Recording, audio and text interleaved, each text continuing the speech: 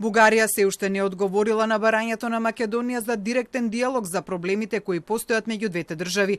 Ова го соопшти министерот за надворешни работи и надворешна трговија на Македонија Тимчо Муцунски, одговарајќи на прашањето дали откако Бугарија доби политичка влада е договорена средба меѓу двете страни за надминување на проблемите.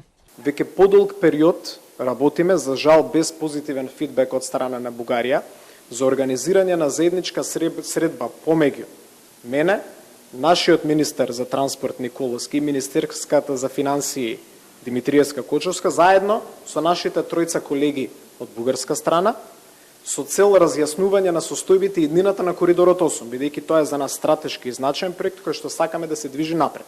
За жал, подолг период немаме позитивен одговор. Муцунски изјавата ја даде посредбата со својот црногорски колега Еврен Ибрахимовиќ, кој беше во посета на Скопје, велики дека диалогот и комуникацијата меѓу двете земји постои и дека Македонија нема да се откаже од тоа, бидејќи во спротивно би станала соучесник во процесот на кочење на евроинтеграцијата на земјата. Сепак, Македонија, како што вели шефот на дипломатијата, не се откажува од ставот да се стави крај на мешање на билатералните прашања во процесот на пристапување. Нашата посветеност кон европската интеграција треба да престане да се мери по капацитетот на одстапките на било која влада во оваа држава по однос на национални прашања. Ако така некој сака да мери нашата посветеност кон европската интеграција, тогаш тој не разбира што е европска интеграција. За тоа пак што пренела како порака од Софија до Македонија еврокомесарката за проширување Марта Кос, која беше во Бугарија за да го потурне диалогот меѓу двете земји за откочување на процесот за Македонија, тој рече дека не може да открива детали за да не му наштети на процесот. Црногорскиот министер пак порача дека без сите земји од Западниот Балкан во Европската унија интеграцијата нема да биде целосна и оти со секој загубен ден на патот кон Брисел губат и земјите од регионот, но и Европската унија.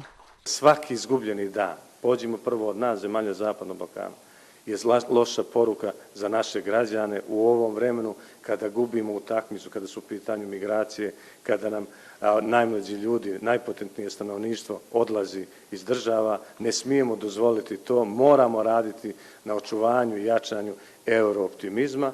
Истовремено, вели Ибрахимовиќ, и Брисел мора да разбере дека е потребен Западен Балкан. Црна Гора, вели тој, има зацртано да биде 28 земја членка на Европската унија до 2028 година и дека има постигнато национален консензус по тоа прашање и таа прави се да го исполни тоа, пред се преку исполнување на реформите.